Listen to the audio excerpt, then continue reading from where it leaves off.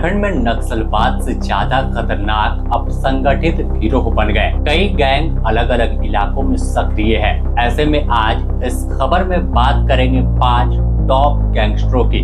कैसे झारखंड के कारोबारियों में गैंग से दहशत है और कौन कितना खतरनाक है। इस लिस्ट में 3 ऐसे गैंगस्टर हैं जिनके नाम से ही इलाके में दहशत और खौफ फैल जाता है।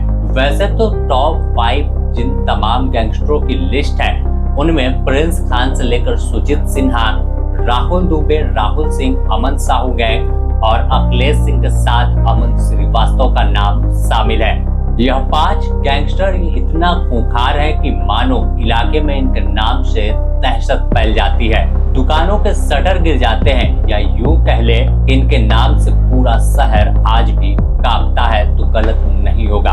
हाल के दिनों में कई बड़ी वारदातों को अंजाम इनके सूत्रों ने दिया, जिसमें दिन दहाड़े कारोबारी की हत्या से लेकर अंधाधुंध फायरिंग की वारदात शामिल है। रांची से लेकर कोयला राजधानी धनबाद और लौह नगरी जमशेदपुर तक इनके गोलियों की तड़तड़ाहट की गूंज सुनाई देती है। अब सबसे पहले बात करेंगे जमशेदपुर के डॉन अखिलेश सिंह की। इनका खौफ जमशेदपुर और आसपास के इलाके में देखने को मिलता है। फिलहाल जेल में बंद है, लेकिन जेल से ही अपनी सल्तनत को चलाते हैं। मानो इनके नाम से ही इलाके में दहशत फैल जाती है और आज भी इस पूरे लौह नगरी में इनका खौफ सिर्फ नाम लेने से ही फैल जाता है। कहा जाता है कि अब गैंगस्टर धीरे धीरे अन्य कारोबार में भी अपना हाथ बढ़ा रहे हैं, लेकिन इनके वारदातों को अगर थोड़ा सा गौर करें तो दिन दहाड़े जेलर की हत्या भी इनके नाम दर्ज है।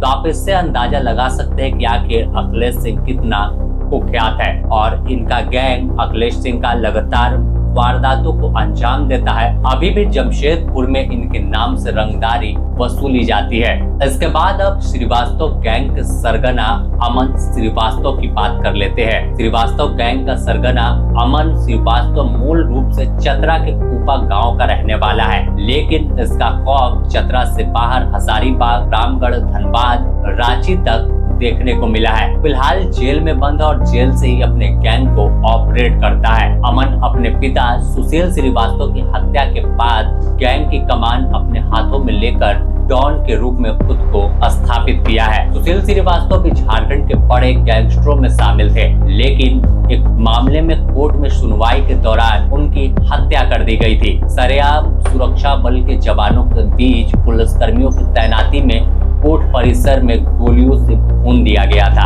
अमन के पिता की हत्या का आरोप पांडे गिरोह की गैंग पर लगा था। इसके बाद अमन के इशारे पर 2016 में 26 अक्टूबर को किशोर पांडे के बुजुर्ग पिता कामेश्वर पांडे को मौत की घाट पतरातू में उतार दिया गया। इस हत्याकांड के बाद अमन श्रीवास्तव गैंग सीधे अपने आप को स्थापित किया और फिर कभी पीछे मुड़कर नहीं देखा।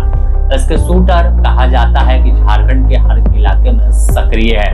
अब बारी अमन साहू गैंग की। अमन साहू का तो एनकाउंटर हो गया, लेकिन इसके बाद गैंग 2 गैंगस्टरों को जन्म देता है, राहुल दुबे और राहुल सिंह। ये दोनों नाम हाल के दिनों में रांची से लेकर धनबाद, चतरा और अन्य इलाकों में सुनाई देता है। रंगदारी नहीं मिलने पर सीधे गोली चलाने में जरा भी परहेज नहीं करते। राहुल सिंह का गैंग पूरे झारखंड में फैला और इसके इशारे पर कहीं भी गोली चल जाती है। वहीं राहुल दुबे भी हाल के दिनों में कई बड़ी वारदात को अंजाम दे चुका है। पहले अमन साहू के जेल में रहते गैंग का संचालन कर रहे थे, लेकिन अमन के एनकाउंटर के बाद दोनों का रास्ता अलग हुआ और अब अलग अलग तरीके से वारदात को अंजाम इनके शूटर देते हैं। अब बात छोटे सरकार की। धनबाद वाले छोटे सरकार इतना कुख्यात है कि इनके नाम और दहशत की वजह से कारोबारियों ने तो अपने दुकान के बोर्ड से अपना नंबर और नाम तक हटा लिया। जब रंगदारी भरे कॉल जाते हैं और कहा जाता है कि छोटे सरकार का आदेश है या फिर छोटे सरकार बोल रहे हैं और रंगदारी की मांग होती है, नहीं मिलने पर सीधे गोलियों से फिर बात की जाती है। पहले प्रिंस खान गैंग धनबाद इलाके में एक्टिव हुआ करता था, लेकिन अब दायरा बढ़ गया। रांची जमशेदपुर में भी धमक सुनाई देती है और खुद कहा जाता है कि दुबई में बैठा है और झारखंड में इसके एक इशारे पर गोली चल जाती है जिसे रोकना मुश्किल होता है। हाल के दिनों में रांची के कई बड़े कारोबारियों को थ्रेट कॉलिंग प्रिंस खान के जरिए आया और करोड़ों में रंगदारी की डिमांड की गई और अब चर्चा है कि सुजीत सिन्हा और प्रिंस खान गैंग साथ काम कर रहा है। अब बात सुजीत सिन्हा की कर लेते हैं। सुजीत सिन्हा हाल के दिनों में फिर से चर्चा में है। अभी साहिबगंज जेल में बंद है और जेल से रंगदारी धमकी का खेल चल रहा है। इसके इशारे पर रांची से लेकर पलामू और अन्य इलाकों में वारदात को अंजाम दे दिया जाता है। इसके शूटरों के पास हाईटेक हथियार है। कहा जाता है कि इसका गैंग हाईटेक हथियार लेकर घूमता है और जब से प्रिंस खान के साथ गठजोड़ हुआ